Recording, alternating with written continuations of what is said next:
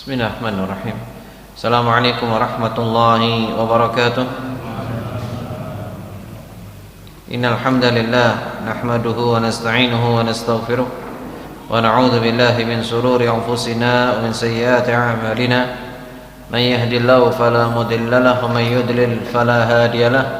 Asyhadu an la ilaha illallah wahdahu la syarika lahu wa asyhadu anna Muhammadan 'abduhu wa rasuluh. Allahumma salli ala Muhammad wa ala alihi wa ashabihi wa man sara ala nahji wattaba'a sunnatahu wa salaka tariqahu wa nahaja manhaja ila yaumiddin. Allahumma inna nas'aluka ilman nafi'a wa rizqan tayyiba wa amalan mutaqabbala wa na'udzu bika min ilmin la yanfa' wa min qalbin la yakhsha' wa min 'ainin la tadma' wa min da'watin la yustajabu laha. Allahumma inna nas'aluka al-ikhlas was-sidqa fi qawli wal amal la hawla wa la quwwata illa billah. Allahumma tahhir a'malana min ar-riya' wa tahhir qulubana min an-nifaq wa tahhir alsinatana min al-kadhib wal ghiba wan namimah wa tahhir a'yunana min al-khiyanah. Jamaah sekalian rahimakumullah, Bapak Ibu yang kami hormati, alhamdulillah kita bersyukur kepada Allah taala karena sampai hari ini Allah Ta'ala masih memberikan kita kenikmatan untuk bisa hadir di majelis ilmu, dan kita berharap agar Allah Ta'ala memberikan kepada kita keistiqomahan, karena tidaklah orang digerakkan hatinya untuk hadir di majelis ilmu berarti Allah pingin orang itu jadi orang baik. Tapi kalau hati kita berat untuk hadir di majelis ilmu, bisa jadi Allah memang gak pingin kita jadi orang baik. Maka setiap kali kita dikasih nikmat hadir di majelis ilmu, kita bersyukur kepada Allah Ta'ala. Kita bersyukur sehingga kita berharap kita istiqomah dan kita mendapatkan semua fadilah daripada majelis ilmu. Amin ya rabbal alamin. Nah, jamaah sekalian rahimakumullah, kita lanjutkan kajian rutin kita dari Kitabul Jami' yang ditulis oleh Al-Imam Al-Hafidz Ibnu Hajar Al-Asqalani, yang mana kita sudah sampai terakhir bicara tentang, masih ingat Pak? Minggu lalu kita ngomongin apa? Apa? Nah, minum sambil berdiri. Nah, ini penting. Dan kita sudah bicarakan, sudah selesai itu ya? Oh, ini belum? Oh, berarti masih hadis yang 10 berarti ya? Terakhir kita bicara tentang bersin ya. Taib. Minum sambil berdiri belum? Sudah ingat saya. Sudah selesai nih. Saya bahas dari dua sisi dan bagaimana bersikap kepada perkara yang berbeda seperti ini. Kemudian, nah kita sekarang masuk pada bab tentang memakai sendal. Ini yang belum. Taib. Bismillah. Hadis nomor 12 urutan daripada Kitabul Jami' ya, 12 ini. Kalau urutan aslinya mungkin 1000 sekian itu nomornya. Tapi di urutan daripada Kitabul Jami' dalam Kitab Bulughul Maram ini urutan hadis nomor 12. Dari sahabat Ali, sama juga hadis diriwayatkan dari sahabat Ali seperti hadis sebelumnya. Dari Rasulullah sallallahu alaihi wasallam, beliau bersabda, "Idza inta'ala ahadukum falyabda bil yamin wa idza naza'a falyabda bishimal wal takun al yumna awwalahuma tun'al wa akhirahuma tunza'." Kata Rasulullah sallallahu alaihi wasallam, hadis ini sahih riwayat Imam Bukhari dan Muslim, muttafaqun alaih. Apa kata Rasulullah? Apabila salah seorang di antara kalian memakai sandal, hendaknya dia mendahulukan kaki kanan, dan jika melepasnya hendaknya dia mendahulukan kaki kiri. Jadikanlah kaki kanan yang lebih dahulu memakainya, dan yang belakangan melepasnya adalah kaki kiri. Jadi di sini ada fikih tentang menggunakan alas kaki. Sebetulnya kalau terjemahannya sendal nggak pas ya. Yang pas itu alas kaki, bisa jadi sendal, bisa jadi sepatu, atau alas kaki apapun itu yang semisal dengan sendal dan sepatu. Nah, di sini jamaah sekalian rahimakumullah, muttafaqun alaih. yaitu diriwayatkan oleh Imam Bukhari dan Muslim. Bapak Ibu jamaah sekalian rahimakumullah, untuk kesekian kalinya hadis ini kita ulang lagi. Rasulullah sering menyampaikan dalam riwayat-riwayatnya di mana Rasulullah sangat menekankan tentang perkara untuk mengawali sesuatu yang baik dengan bagian sebelah kanan. Dengan bagian sebelah kanan. Nah, anan Nabi sallallahu alaihi wasallam yu'jibuhu at-tayammunu fi tana'ulihi wa tarajjulihi wa tuhurihi wa fi sya'ni kullih. Dalam hadis riwayat Imam Bukhari dan Muslim yang lainnya, Rasulullah pernah bersabda bahwasanya Rasulullah itu suka memulai dari yang kanan, yaitu saat memakai alas kaki, memakai sandal, kemudian menyisir rambut, kemudian bersuci dan semua urusannya. Jadi semua hal urusan yang sifatnya bernilai baik dalam pengertian itu sesuatu yang positif, sesuatu yang bersih, biasanya beliau akan ngawali dengan yang sebelah kanan. Beliau akan ngawali yang sebelah kanan. Ini dalam semua aspek kehidupan beliau. Mau masuk masjid kanan, keluarnya apa? Kiri. Masuk rumah kanan, keluarnya kiri. Nah, seperti itu kira-kira jamaah rahimakumullah. Maka disinilah beliau sering menekankan tentang perkara itu. Nah, memakai baju juga sama, dimulai dari sebelah kanan kemudian keluar sebelah kiri. Nah, kira-kira begitu. Kira-kira begitu. Itulah Rasulullah sallallahu alaihi wasallam. Termasuk sampai menyisir rambut tuh, Ibu. Menyisir rambut. Rasul sering menyisirnya itu sebelah kanan dulu, dirapikan baru sebelah kiri. Itu diantara faedah hadis ini yang pertama. Kemudian faedah hadis ini yang kedua, Rasul sangat mengkhususkan hanya untuk menggunakan tangan kanan ketika untuk melakukan aktivitas-aktivitas yang bersih atau aktivitas yang baik misalnya. Contohnya apa? Ketika makan, ketika minum, berjabat tangan, memegang barang-barang yang baik. Beliau juga mengkhususkan hanya menggunakan kaki kirinya untuk melakukan hal-hal yang kotor dan tidak disukai, dan ini merupakan sunnah yang paling beliau senangi.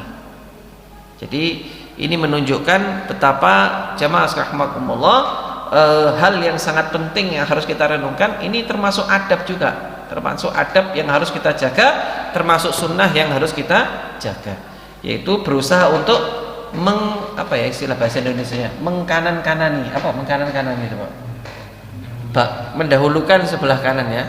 Baku apa enggak itu, Pak? Mengkanan-kanan itu kayaknya kurang baku itu, wallahu alam. Yang jelas intinya melakukan semua aktivitas yang baik itu biasanya beliau akan menggunakan yang sebelah kanan. Kemudian faedah hadis ini yang ketiga, apa itu? Rasulullah mencuci tangan kanannya terlebih dahulu saat bersuci. Dengan demikian itu juga dilakukan kepada kaki kanannya. Begitu pula saat beliau mencukur rambutnya ketika haji, atau beliau ketika melakukan aktivitas yang lainnya. Jadi mencukur rambut sebelah kanan dulu baru kiri. Kemudian juga apalagi bersuci kanan dulu baru kiri. Itu yang dilakukan dan dipraktikkan oleh Rasulullah sallallahu alaihi wasallam. Kemudian yang keempat, mendahulukan dan mengkhususkan anggota tubuh bagian kanan pada hal-hal baik dan mengkhususkan bagian tubuh yang sebelah kiri pada hal-hal yang kalau saya mencari bahasa yang paling halus, untuk sesuatu yang jorok, apa Pak? Ini bukan merendahkan Pak ya, tapi sesuatu yang kotor misalnya, kalau kita mohon maaf pangapunten, mau istinja misalnya, mau bersuci dari buang air besar, maka biasanya kita pakai tangan kanan atau tangan kiri? Nah, yang mau kami sampaikan begini Bapak Ibu, ketika syariat mengajarkan pakai tangan kanan untuk yang baik, tangan kiri untuk yang buruk, ini bukan berarti sedang membedakan bahwa tangan ini yang baik, bahwa tangan ini yang buruk, bukan, paham ya? Sehingga kalimat yang mengatakan ayo anak-anak kalau makan pakai tangan yang baik, sebetulnya kalimat ini kurang pas. Dua-duanya baik tangan kita, dengan job disk-nya masing-masing, kan gitu. Job disk itu apa? Dengan tugasnya masing-masing. Sehingga apa? Semua yang Allah kasihkan ini baik, Pak. Nikmat punya tangan kanan, tangan kiri ini baik. cuman mereka punya tugas yang berbeda. Nah, untuk membersihkan sesuatu yang kotor biasanya digunakan tangan kiri. Dan ini bukan merendahkan tangan kiri, Pak, tapi sedang meletakkan sesuatu kepada tempatnya. Untuk urusan kebersihan itu tangan kiri, misalnya begitu bahasa mudanya. Untuk yang kemudian hal-hal yang positif yang baik itu tangan kanan. Dan itu sudah menjadi sesuatu yang lumrah dalam kehidupan sehari-hari. Orang kalau misalkan bersuci pakai tangan kanan, untuk membersihkan, mohon maaf, setelah buang hajat pakai tangan kanan, itu rasanya risih, ya Pak? Meskipun nggak ada yang lihat, di kamar mandi kan nggak ada yang lihat, Pak. Tapi kalau kita pakai tangan kanan rasanya apa? Risih apa, Pak? Risih, pasti risih. Ya, itu cocok dengan fitrahnya kita. Ini jamaah sekalian rahimakumullah. Kemudian faedah yang keempat, mendahulukan dan mengkhususkan anggota tubuh bagian sebelah kanan untuk yang baik-baik dan positif, dan sebelah kiri untuk yang kemudian hal-hal yang sifatnya itu menjijikkan, merupakan kebiasaan yang utama, yang bagus, ditinjau dari semua aspek, termasuk juga aspek kedokteran. Bayangkan kalau kita habis, mohon maaf, buang air besar pakai tangan kanan, terus setelah itu kita makan pakai tangan itu. Ustadz kan bisa disiram. Sudahlah, secara psikologi Pak, meskipun itu sudah dibersihkan dengan cara apapun, pasti kebayang. Pasti kebayang. Betul apa Pak? Nah, ini Bapak Ibu, jamaah sekalian rahimakumullah. Maka di sini kata Syekh Abdullah Al-Bassam, penulis kitab Tawdihul Ahkam, beliau menyebutkan bahwa ini faedahnya sangat banyak. Karena itulah para ulama telah menetapkan sebuah kaidah yang dipetik dari sunnah yang agung ini, yaitu apa? Mendahulukan sebelah kanan pada setiap pekerjaan yang bernilai mulia, sedangkan untuk sebaliknya maka dianjurkan mendahulukan yang sebelah kiri. Jadi untuk hal-hal yang mulia itu didahulukan dengan sebelah kanan, ini kaidah. Kemudian kalau yang sebaliknya maka pakai sebelah kiri. Pokoknya hal yang positif, misal apa saja itu ya, mau melangkah kemana, mau ini mau itu, maka dimulai dari yang sebelah kanan, baru kemudian sebelah kiri. Ini jemaah sekalian rahimakumullah. Bisa dipahami nggak? Yang kelima, Ibnu Al-Arabi itu mengatakan memulai dengan anggota tubuh bagian kanan termasuk perkara yang disyariatkan untuk setiap amal salih. Karenanya bagian tubuh sebelah kanan secara alami itu merupakan memiliki keutamaan. Tubuh bagian kanan terbukti memang lebih kuat daripada sebelah kiri, apalagi secara syariat oleh dalil-dalil agama dianjurkan untuk mendahulukan sebelah kanan. Jadi secara fitrahnya, secara aslinya, bagian tubuh sebelah kanan itu jauh lebih kuat daripada sebelah kiri.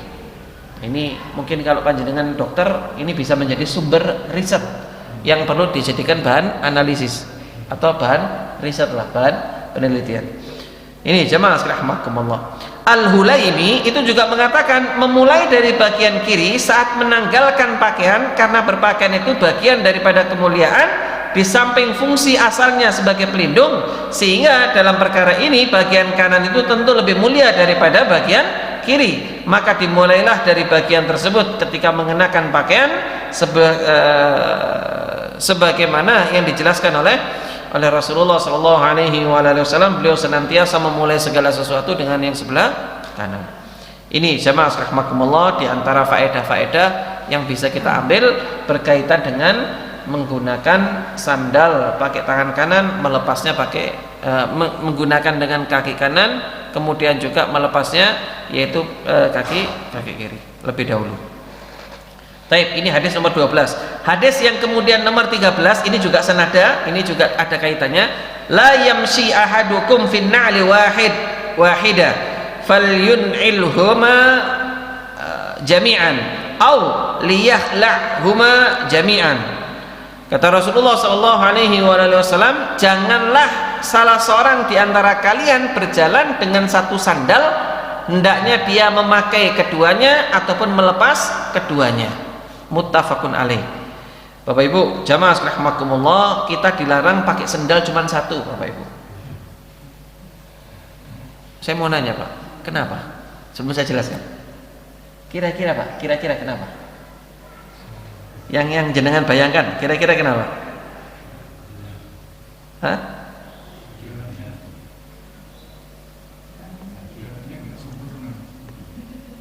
Gimana?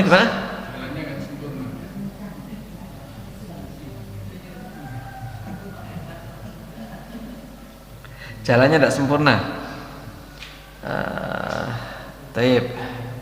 Yang lain mungkin? Apa? Karena hilang di masjid. Wah, ini kalau ini curhat ini. Ini curhat ini, habis hilang di masjid. Bapak Ibu, jemaah sekalian rahimakumullah, ada hikmahnya memang. Nanti kita bahas ya. Ada hikmahnya.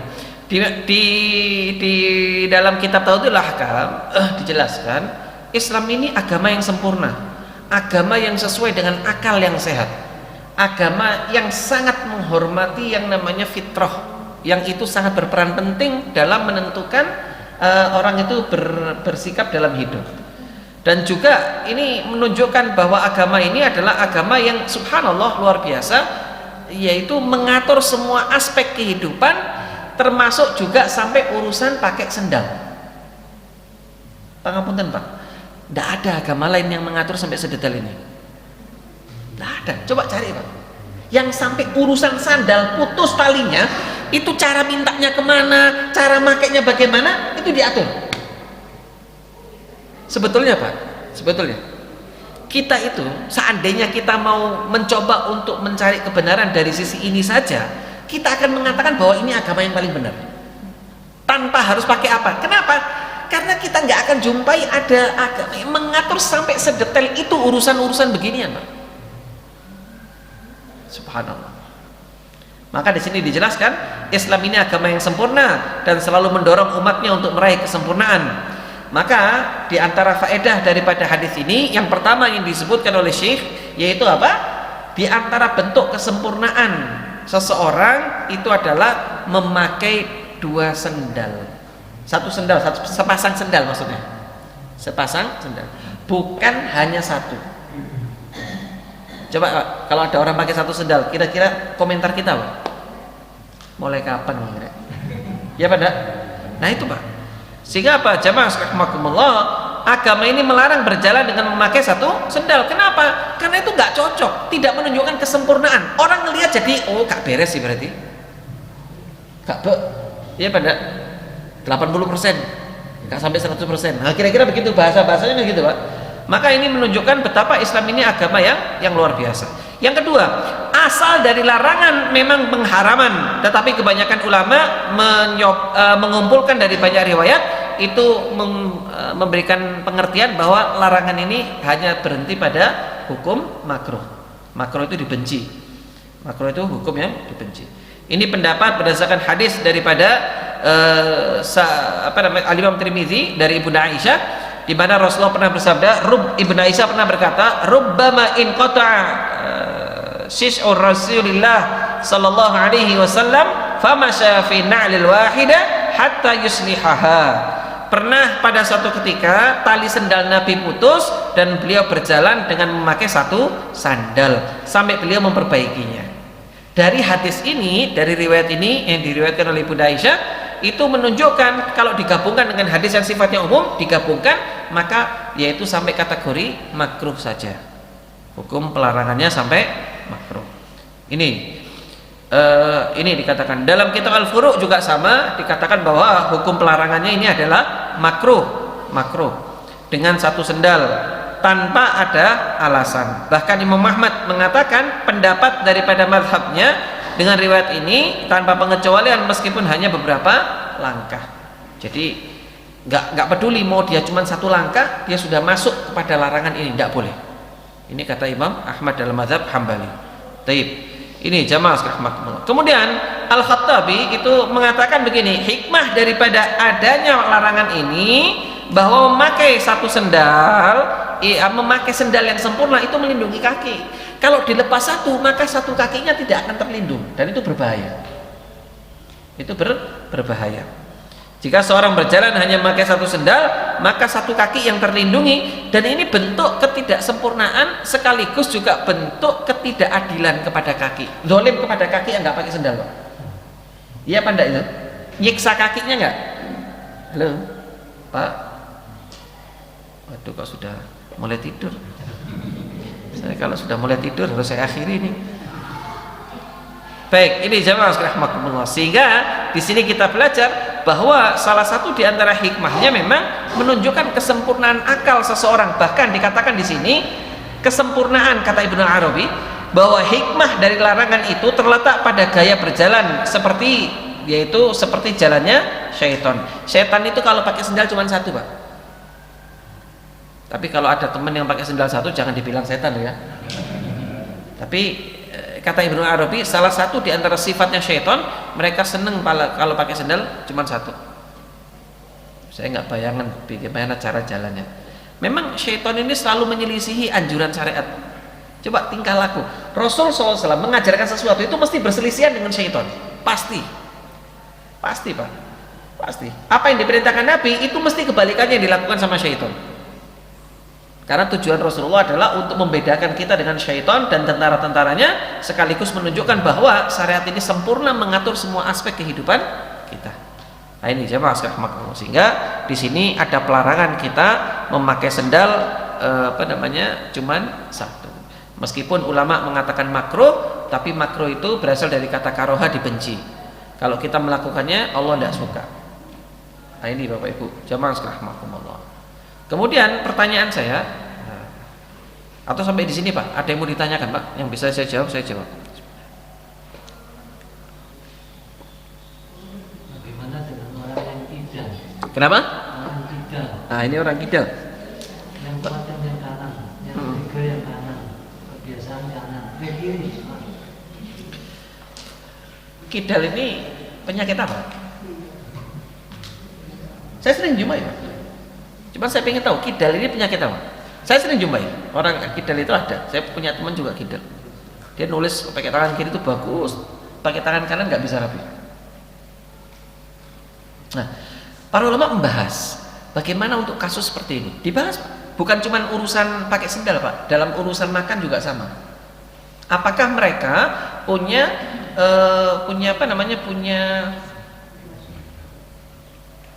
rukhsah apa tidak? Punya keringanan apa tidak pakai tangan kiri? Jawabannya apa? Tidak. Jawabannya tidak. Terus bagaimana? Dilatih. Karena berbeda kasusnya orang kidal ketika dia nulis dengan kita makan, dengan kita pakai sepatu, itu perkaranya beda. Tidak butuh kompleksitas tertentu untuk pakai sandal dan sepatu. Kalau nulis mungkin dia sulit, tapi tidak untuk urusan-urusan yang mudah. Kalau untuk urusan yang mudah maka dia tidak ada rukhsah di situ. Tidak ada rukhsah di situ. Karena Syekh Dr. Shalih Al-Utsaimin hafizahullah, beliau ketika menjelaskan tentang adab membaca bismillah ya, ketika makan, adab makan itu beliau menguraikan panjang lebar. Bagaimana hukumnya kalau orang tidak punya tangan kanan, dalam tanda kurung, mohon maaf, sejak lahir nggak punya tangan kanan, apakah boleh menggunakan tangan kiri? Nah, langsung pakai tangan kiri, boleh?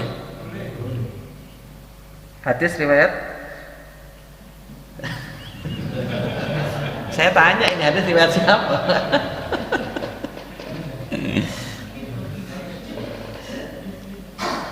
Beliau ketika mensarah kitab Adabul Asyarah itu, beliau katakan kalau bisa pakai tangan kanan, tangan kanan. Kalau tidak bisa, maka pakai kaki yang sebelah kanan dulu. Kalau seandainya misalkan memungkinkan, baru kemudian pakai yang sebelah kiri. Tahu ya? Halo. Aduh ini kok.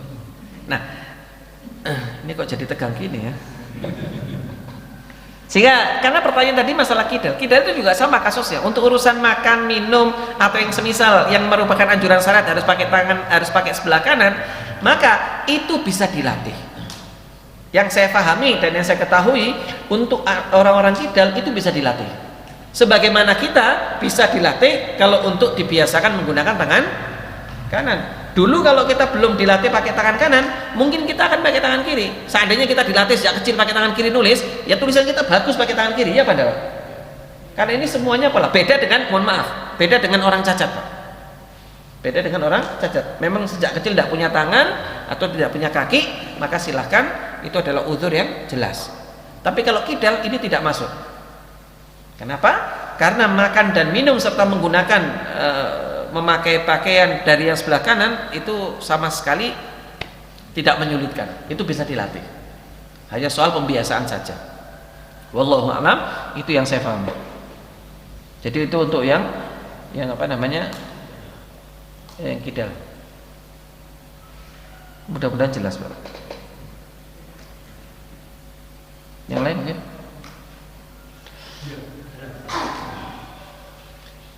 Sebentar, Pak. Ini streamingnya dimatiin aja. Saya kalau tanya jawab tidak mau dinyalakan. Nanti di-cut aja.